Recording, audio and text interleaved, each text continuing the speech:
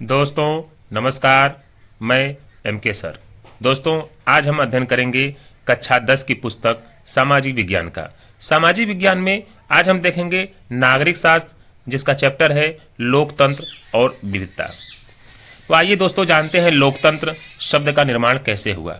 लोकतंत्र या डेमोक्रेसी, ये डेमोक्रेसी शब्द डेमोक्रेसिया यूनानी शब्द से बना हुआ है। डेमोस का अर्थ होता है लोग और क्रेसिया का अर्थ होता है शासन। इस प्रकार इसका अर्थ हुआ लोकतंत्र का अर्थ हुआ लोगों का शासन। अब्राहम लिंकन के अनुसार लोगों के लिए, लोगों की और लोगों के द्वारा चलने वाली शासन व्यवस्था ही लोकतंत्र है। तो दोस्तों आइए आज देखते हैं लोकतंत्र और विविधता को। सीखने के पहले हम देखेंगे, सबसे पहले मैक्सिको ओलंपिक की कहानी से सीखेंगे कि लोकतंत्र और विविधता क्या है। दोस्तों में ओलंपिक की जो कहानी है, यह कहानी अमेरिका में चले आ रहे नागरिक अधिकार आंदोलन से संबंधित है।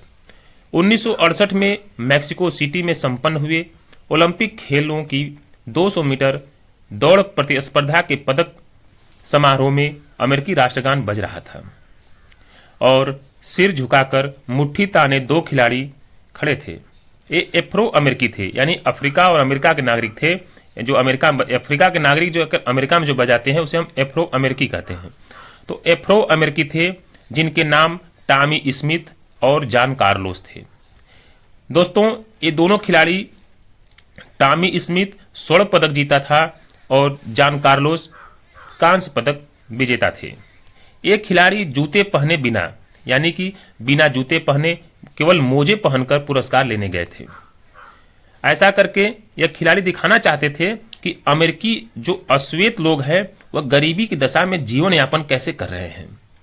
केवल सरकार को अपनी दशा दिखाने के लिए वह राष्ट्रगान में बिना जूते के पहुंचे। दोस्तों टॉमी स्मिथ ने एक काले मफलर को गले में पहना था जो अश्वेत लोगों के आत्मगौरव का प्रतीक था, और जो जॉन कार्लोस ने मनकों की एक माला पहनी थी जो मारे गए अश्वेत लोगों की स्मृति में थी। दोनों खिलाड़ियों का उद्देश्य इन प्रतीकों के माध्यम से अमेरिका में होने वाले जो रंगभेद को विश्व के समक्ष रखना था। काले दस्ताने तथा बांधी हुई मिट्टियां अश्वेत शक्ति का प्रतीक होता है। रजत पदक विजेता एक ऑस्ट्रेलियाई खिलाड़ी था। रजत पदक विजेता ऑस्ट्रेलियाई धावक पीटर नॉर्मन ने इन दोनों अमेरिकी खिलाड़ियों के प्रति अपना समर्थन जताने के लिए समारोह में अपनी जर्सी पर मानवाधिकार का बिल्ला लगा रखा था। अंतर्राष्ट्रीय ओलंपिक संघ ने टॉमी स्मिथ और जॉन कार्लोस के आचरण को ओलंपिक की भावना के विरुद्ध मानते हुए उनसे पदक वापस ले लिया। पीटर नॉर्मन को भी अगले ओलंपिक में ऑस्ट्रेलिया की टीम ने स्थान नहीं दिया। इस घटना ने अमेरिका के नागरिक अधिकार आंदोलन की ओर विश्व का ध्यान आकृष्ट किया। दोनों अमेरिकी खिलाड़ियों ने सैन हॉज यूनिवर्सिटी में पढ़ाई की थी। इस यूनिवर्सिटी ने दोनों खिलाड़ियों का सम्मान करते हुए विश्वविद्यालय परिसर में इनकी मूर्तियां लगवाई। वर्ष 2006 में ऑस्ट्रेलियाई धावक पीटर नॉर्मन की मृत्यु हुई तो दोनों अमेरिकी अश्वेत खिलाड़ियों ने उनकी अर्थी को कंधा दिया था। दोस्तों आइए नेक्स्ट टॉपिक देखते हैं, समानताएं, असमानताएं और विभाजन क्या होते हैं। देखिए समानताएं, असमानताएं और विभाजन, यह भेदभाव केवल नस्ल या रंग के आधार पर नहीं होता। इसके अनेक स्वरूप हो सकते हैं। जैसे बेल्जियम और श्रीलंका में विभाजन क्षेत्रीय और सामाजिक दोनों स्तरों पर विद्यमान था। बेल्जियम में अलग अलग क्षेत्रों के लोग अलग अलग भाषाएं बोलते हैं। श्रीलंका में विभाजन भाषा और क्षेत्र दोनों आधारों पर दिखाई देता है। वस्तुतः हर समाज में सामाजिक विविधता अलग अलग रूप में प्रकट होती है। देखिए नेक्स्ट टॉपिक है सामाजिक भेदभाव की उत्पत्ति, यानी समाज में जो भेदभाव की उत्पत्ति कैसे हुई इसके बारे में देखेंगे। दोस्तों किसी भी समाज में सामाजिक विभाजन अधिकतर जन्म पर आधारित होता है। कोई भी व्यक्ति जिस समुदाय में जन्म लेता है उसी समुदाय का सदस्य बन जाता है। समुदाय का चुनाव सामान्यतया व्यक्ति के नियंत्रण में नहीं होता। यहाँ यह भी महत्वपूर्ण है कि कुछ चीजें पसंद व चुनाव के आधार पर ही तय होती है, जैसे किसी व्यक्ति द्वारा अपने माता पिता के धर्म से अलग अपना धर्म चुन लेना। इसके अतिरिक्त शिक्षा, पेशा, खेल, संस्कृति आदि के आधार पर भी सामाजिक समूह निर्मित होते हैं, वे जन्म पर आधारित नहीं होते।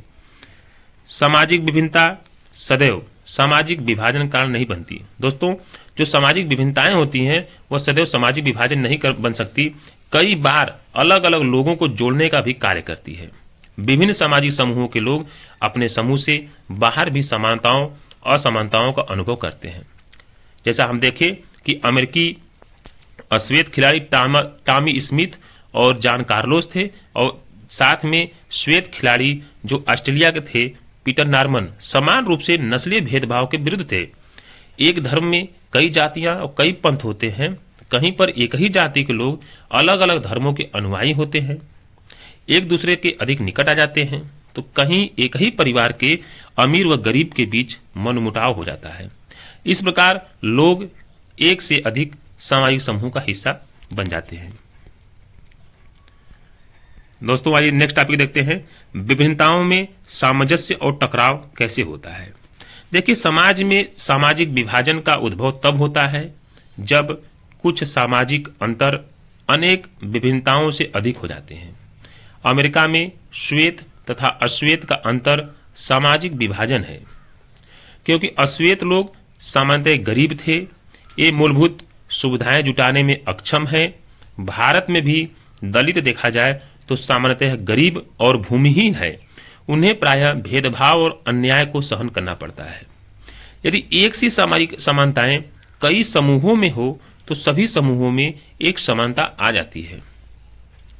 दूसरे शब्दों में अगर हम कहें कि किसी एक मुद्दे पर कई समूहों के हित एक जैसे हो सकते हैं, जबकि दूसरे मुद्दों को सोच में बहुत अंतर हो सकता है। उत्तरी आयरलैंड और नीदरलैंड दोनों ही ईसाई धर्मावलंबी बहुल देश हैं। यहाँ प्रोटेस्टेंट तथा कैथोलिक दो खेमे हैं। उत्तरी आयरलैंड में वर्ग व धर्म के बीच गहरी समानता है। वहाँ का कैथोलिक समुदाय भेदभाव का शिकार है तथा गरीब है। वहीं नीदरलैंड में वर्ग व धर्म में अधिक समानता नहीं है। वहाँ कैथोलिक व प्रोटेस्टेंट दोनों ही वर्गों में अमीर गरीब है। इसका परिणाम यह हुआ कि जहां उत्तरी आयरलैंड में कैथोलिकों व प्रोटेस्टेंट के बीच निरंतर हिंसक कार्रवाई होती रहती है, वहीं नीदरलैंड में ऐसी स्थिति नहीं है। जब सामाजिक विभिन्नताएं एक दूसरे में समाहित हो जाती है तो सामाजिक विभाजन का स्वरूप तय होने लगता है, क्योंकि ये अन्य विभिन्नताओं पर भारी पड़ती है। जहां सामाजिक विभिन्नताएं एक साथ कई समूहों में विद्यमान होती है, वहां उन्हें संभालना तुलनात्मक रूप में आसान होता है। वर्तमान में अधिकतर देशों में विभिन्न प्रकार के सामाजिक विभाजन दिखाई पड़ते हैं। देश के बड़े अथवा छोटे होने का विशेष प्रभाव नहीं पड़ता। भारत बहुत बड़ा देश है, इसमें अनेक समुदायों के लोग रहते हैं। बेल्जियम बहुत छोटा देश है, लेकिन वहाँ भी विभिन्न समुदायों के लोग रहते हैं। जर्मनी व स्वीडन जैसे समरूप समाज में भी, जहाँ सामान्यतः अधिकतर लोग एक ही नस्ल और संस्कृति के हैं, यहाँ विश्व के दूसरे भागों में पहुँचने वाले लोगों के कारण तीव्रता से परिवर्तन हो रहा है, क्योंकि ऐसे लोग अपने साथ अपनी अपनी संस्कृति लेकर पहुँचते हैं। इनमें अपना अलग समुदाय बनाने की प्रवृत्ति होती है। ऐसी स्थिति में वर्तमान में विश्व के अधिकांश देश बहुसांस्कृतिक हो गए। देखिए दोस्तों, नेक्स्ट टॉपिक है सामाजिक विभाजनों की राजनीति। देखिए, व्यापक परिप्रेक्ष्य में देखा जाए तो सामाजिक विभाजन और राजनीति एक दूसरे को प्रभावित करते हैं। सामाजिक विभाजन व राजनीति का सामंजस्य या मेल घातक हो सकता है। लोकतांत्रिक व्यवस्था में राजनीतिक दलों में परस्पर प्रतिद्वंदिता होती है। इस प्रतिद्वंदिता के कारण समाज में फूट की स्थिति की संभावना बनी रहती है। वस्तुतः यदि राजनीतिक दल समाज में विद्यमान विभाजनों के अनुसार राजनीतिक प्रतिस्पर्धा करने लगे तो सामाजिक विभाजन राजनीतिक विभाजन में परिवर्तन हो सकता है, जिसके कारण किसी भी देश में विखंडन की अप्रिय स्थिति उत्पन्न हो सकती है। आइए दोस्तों, नेक्स्ट टॉपिक देखते हैं, लोकतंत्र। सामाजिक विभाजन की समस्या से निपटने का सबसे अच्छा तरीका क्या है? देखिए, सामाजिक विभाजन के सकारात्मक और नकारात्मक दोनों रूप है। लोकतंत्र में सामाजिक विभाजन की राजनीति अभिव्यक्ति स्वाभाविक है, यह इसका सामान्य लक्षण भी है। लोकतंत्र में सामाजिक विभाजन को सकारात्मक दृष्टि से देखना चाहिए। राजनीति में विभिन्न सामाजिक विभाजनों की अभिव्यक्ति ऐसे विभाजनों के मध्य प्रत्यक्ष या अप्रत्यक्ष रूप से सामंजस्य स्थापित करती है। ऐसी स्थिति में लोकतंत्र को मजबूती प्राप्त होती है। यह भी सत्य है कि विभिन्नता के प्रति उन लोगों का दृष्टिकोण सकारात्मक नहीं होता जो उपेक्षित या वंचित होते हैं। कई बार लोग शांतिपूर्वक और संवैधानिक तरीके से अपनी मांगों को उठाते हैं तथा चुनावों के माध्यम से उसके लिए दबाव बनाते हैं, लेकिन कई बार ऐसा भी होता है कि सामाजिक असमानताएं अधिक गैर बराबरी तथा अन्याय वाली होने पर उन्हें स्वीकार करना असंभव होता है। तब ऐसी स्थिति में हिंसा का रास्ता अपना लिया जाता है। इतिहास साक्षी है, जब जब ऐसी स्थिति आती है तब लोकतंत्र के माध्यम से ही गड़बड़ियों की पहचान करके विविधता को समाहित करके समाधान निकालने का प्रयत्न किया जाता है। दोस्तों, आज हम सीखे कि लोकतंत्र और विविधता क्या है, लोकतंत्र क्या है, विविधताएं क्यों पनपती हैं और लोकतंत्र में किस तरह हम सामंजस्य स्थापित करके विभाजन की समस्या को निपटा सकते हैं। तो यह टॉपिक आज हम पढ़ लिए। ठीक है, तो आज के लिए बस इतना ही। दोस्तों, आप लोग अच्छे से इस वीडियो को सुनिए, पढ़िए, ध्यान से पढ़िए।